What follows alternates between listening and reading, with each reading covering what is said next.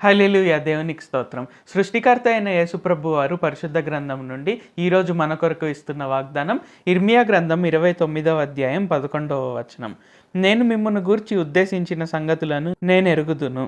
రాబోవు కాలమందు మీకు నిరీక్షణ కలుగునట్లుగా అవి సమాధానకరమైన ఉద్దేశములే గాని హానికరమైనవి కావు. ఇదే యెహోవా వాక్కు.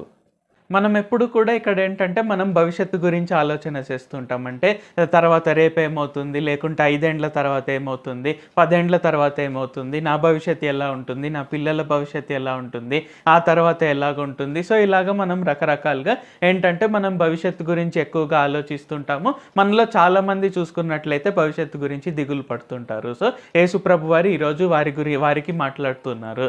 సో ఇక్కడ ఏంటంటే యేసుప్రభు వారు మన కొరకే కలిగి ఉన్న చిత్తము. సో మనందరి కొరకే కలిగి ఉన్న చిత్తం ఇక్కడ ఏంటంటే అది సమాధానకరమే కానీ హానికరమైనది కాదు. సో యేసుప్రభు వారు మన కొరకే అత్యంత గొప్ప చిత్తం కలిగి ఉన్నారు. సో ఆయన మన కొరకే కలిగి ఉన్న చిత్తం ఏంటంటే అది చాలా గొప్పది. ఇక్కడ మన ఖచ్చితంగా ఇక్కడ ఏంటంటే అది సమాధానకరమైనదే కానీ హానికరమైనది కాదు. సో అందుకే ఇక్కడ ఏంటంటే మనం యేసుప్రభు వారి నుంచి తెలుసుకోవాలి. దేవా, నా జీవితం పట్ల మీ చిత్తం ఏంటి, లేకుంటే నా పిల్లల జీవితం పట్ల మీ చిత్తం ఏంటి. సో ఇలాగ ఏంటంటే ఆయన చిత్తం మనం తెలుసుకొని మనం దాని కొరకై ప్రార్థన చేస్తూ అది కనుక మనం ఆచరణలో పెట్టినట్లయితే, సో మనం ఇంప్లిమెంట్ చేయగలిగినట్లయితే ఇక్కడ ఏంటంటే మనం ఖచ్చితంగా ఇక్కడ ఏంటంటే గొప్ప స్థితిలో ఉంటాము. సో యేసుప్రభు వారు మనం ఎలాగైతే అనుకుంటున్నామో, సో నేను చాలా గొప్పగా అత్యున్నత స్థితిలో ఉండాలి అని మనం ఎలాగైతే అనుకుంటున్నామో ఆయన ఖచ్చితంగా అలాగా ఉంచుతారు. కాబట్టి మనం ఎప్పుడు కూడా సృష్టికర్త అయిన యేసుప్రభు వారి పైన ఆధారపడాలి. సో మనకు విరోధంగా రూపింపబడిన ఏ ఆయుధము వర్ధిల్లదు. ఆయన ప్రతి క్షణము మనల్ని కాచి కాపాడుతూ ఉంటారు. సో అందుకే ఇక్కడ ఏంటంటే మనం ఖచ్చితంగా ఆయన పైన ఆధారపడాలి. మన పట్ల ఆయన చిత్తం ఏదైతే ఉందో అది మనం తెలుసుకొని అది మనం ఆచరణలో పెట్టాలి. సో తద్వారా ఇక్కడ ఏంటంటే ఖచ్చితంగా మన భవిష్యత్తు, మన పిల్లల భవిష్యత్తు, మా తర్వాతి తరాలందరి భవిష్యత్తు, సో మన తర్వాత తరాలందరి భవిష్యత్తు కూడా ఆయన ఖచ్చితంగా హ్యాపీగా ఉంచుతారు. ఎటువంటి దిగులు లేకుండా, ఎటువంటి బాధ లేకుండా ఆయన ఖచ్చితంగా ఉన్నత స్థితిలో ఉంచుతారు. సృష్టికర్త అయిన యేసుప్రభు వారే మీ గురించి ఆలోచిస్తున్నారు అని తెలుసుకొని ఆయన పైన ఎక్కువగా ఆధారపడండి.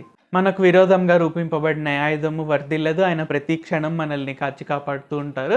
సో ఇక్కడ ఏంటంటే మనం ఖచ్చితంగా ఆయన చిత్తానికి మనం ప్రాధాన్యతనివ్వాలి. సో ఆయన చిత్తానికి ప్రాధాన్యతనివ్వాలి.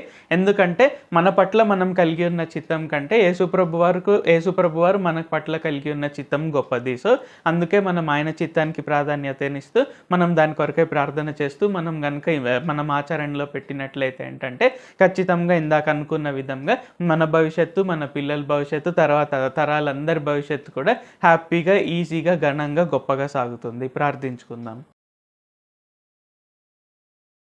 ప్రభువా, దేవా, సర్వాధికారి, మాకు ఇంకొకసారి ప్రార్థించుకునేందుకు అవకాశం ఇచ్చినందుకు వందనాలు తండ్రి. మీరు మా కొరకే చేసిన ప్రతి ఒక్క మేలుని బట్టి మీకు వందనాలు, స్తుతులు, స్తోత్రాలు తండ్రి. ఈరోజు వాగ్దానంని బట్టి వందనాలు తండ్రి. మీరు మా కొరకే కలిగి ఉన్న చిత్తాన్ని మేము తెలుసుకోవాలి. ఎందుకంటే మీరు మా కొరకే కలిగి ఉన్న చిత్తము అన్నిటికన్నా గొప్పది. మేము మా కొరకే కలిగి ఉన్న చిత్తం కంటే గొప్పది కాబట్టి మేము మీ చిత్తానికే ప్రాధాన్యత ఇస్తూ, మీరు మా కొరకే కలిగి ఉన్న చిత్తము సమాధానకరమే కానీ హానికరం కాదు. తద్వారా మేము మీ చిత్తాన్ని తెలుసుకొని దాని కొరకు ప్రార్థన చేసి మేము ఆచరణలో పెట్టినప్పుడు మా భవిష్యత్తు, మా పిల్లల భవిష్యత్తు, తర్వాత తరాలంతా భవిష్యత్తు కూడా హ్యాపీగా ముందుకు సాగుతుంది అని తెలియజేసినందుకు వందనాలు తండ్రి.